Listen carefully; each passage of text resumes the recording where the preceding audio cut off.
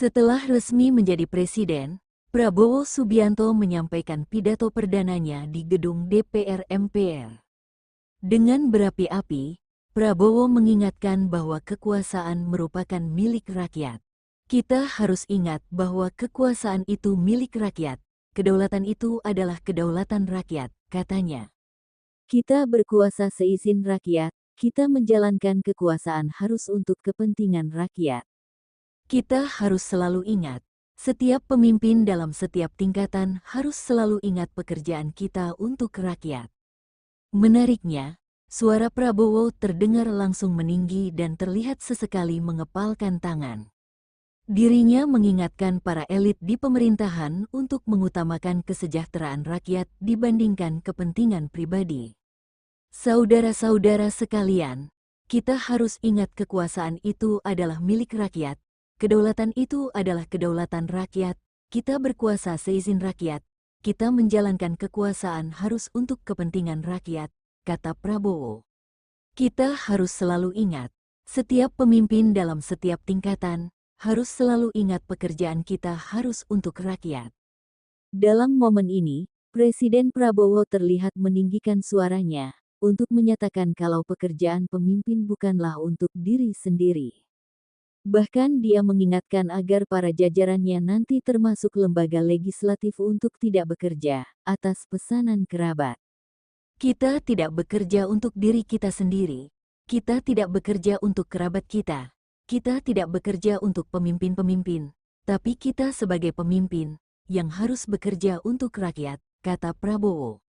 Setelah itu, Prabowo mengingatkan kalau kesejahteraan masyarakat adalah tanda kalau suatu bangsa sudah merdeka. Saudara-saudara sekalian, kita harus mengerti selalu, sadar selalu bahwa bangsa yang merdeka adalah bangsa di mana rakyatnya merdeka, ujar dia. Atas hal itu, dirinya meminta agar sejatinya pemerintah bisa menjadi pihak yang menghilangkan setiap rasa takut yang dialami rakyatnya. Pemerintah, kata Presiden Prabowo, harus bisa segera membebaskan rakyat dari segala hal yang buruk, seperti kemiskinan dan kelaparan. Rakyat harus bebas dari ketakutan, bebas dari kemiskinan, bebas dari kelaparan, bebas dari kebodohan, bebas dari penindasan, bebas dari penderitaan, tandas Prabowo. Selain itu, Prabowo meyakini perbaikan sistem dan penegakan hukum yang tegas akan menjadi solusi pengurangan angka korupsi. Kita harus berani menghadapi dan memberantas korupsi, dengan perbaikan sistem, dengan penegakan hukum yang tegas, dengan digitalisasi, insya Allah kita akan kurangi korupsi dengan signifikan, kata Prabowo.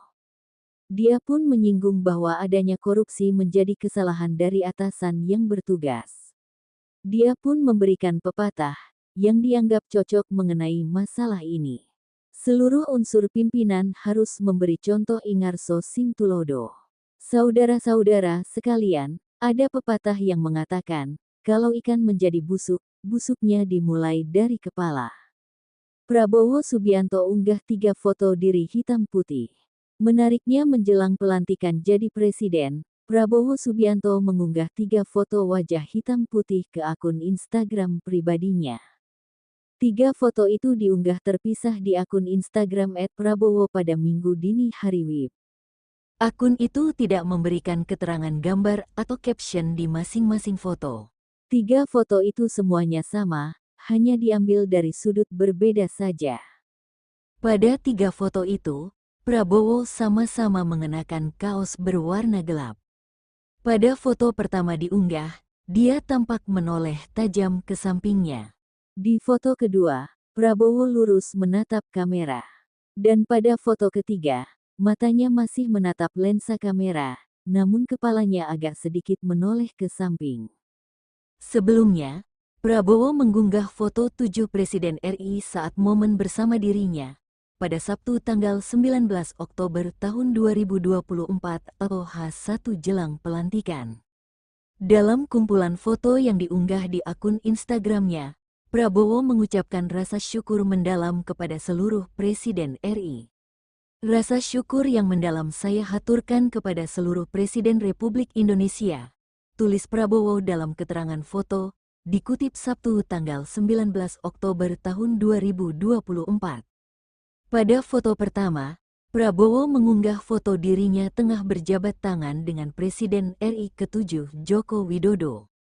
Dalam foto itu juga terlihat sosok Ma'ruf Amin sebagai Wakil Presiden RI. Foto selanjutnya Prabowo memperlihatkan interaksinya dengan Presiden RI ke-6 Susilo Bambang Yudhoyono. Keduanya tampak saling berjabat tangan dengan busana berwarna biru. Dalam unggahan berikutnya, terlihat sosok Prabowo saat sedang bersama Presiden RI ke-5 Megawati Soekarno Putri. Keduanya tampak sedang berbicara di sebuah kegiatan. Masih dalam unggahan yang sama, Prabowo juga mengunggah foto bersama Presiden RI ke-4 Abdurrahman Wahid alias Gus Dur. Prabowo tampak hadir mengenakan peci di samping Gus Dur yang duduk di atas kursi roda. Ada juga foto Prabowo bersama Presiden RI ke-3 B.J. Habibie. Keduanya tampak berfoto di sebuah taman dengan setelan formal. Tak lupa juga foto Prabowo bersama Presiden kedua RI Soeharto. Unggahan kemudian dilanjutkan dengan foto sosok proklamator kemerdekaan RI alias Presiden pertama RI Soekarno. Prabowo mengaku bangga atas setiap kerja keras dan pengorbanan yang telah dilakukan para pemimpin RI demi membangun dan menjaga negara. Terima kasih atas pengorbanan dan kepemimpinan yang telah membawa Indonesia ke tempat yang lebih baik.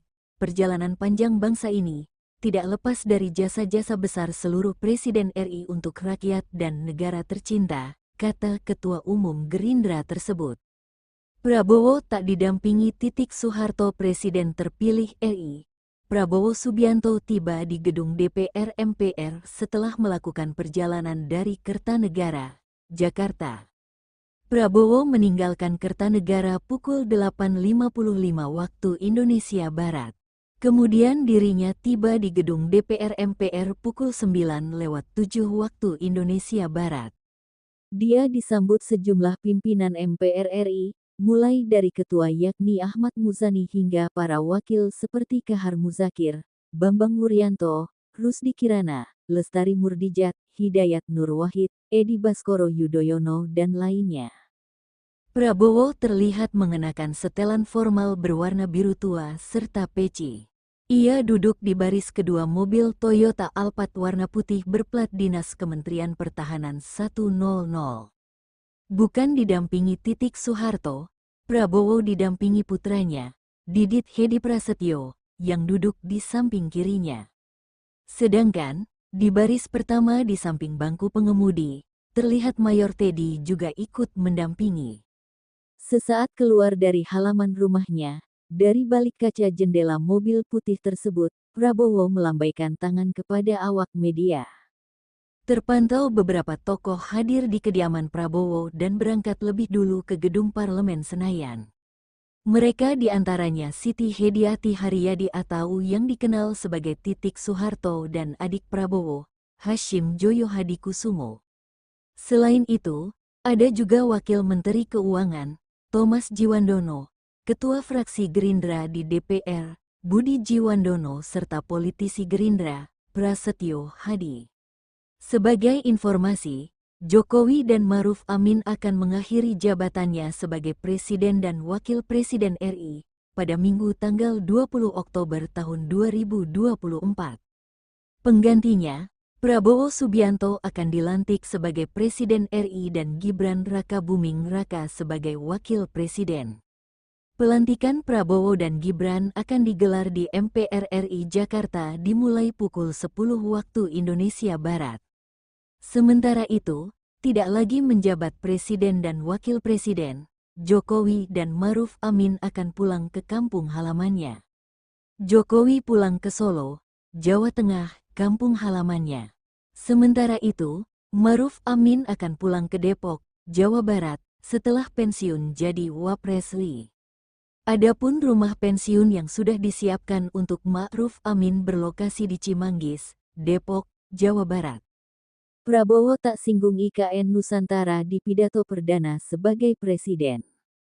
Menurut Ketua DPP PDIP Bidang Kehormatan Partai Komarudin Watubun, pada tahun anggaran 2025, beban utang dari Jokowi itu harus diselesaikan oleh Presiden Prabowo selaku presiden penerus. Ini beban-beban yang harus diselesaikan oleh Pak Prabowo. Jadi saya pikir itu bagian dari sikap Pak Prabowo untuk menggarisbawahi mana yang jadi prioritas.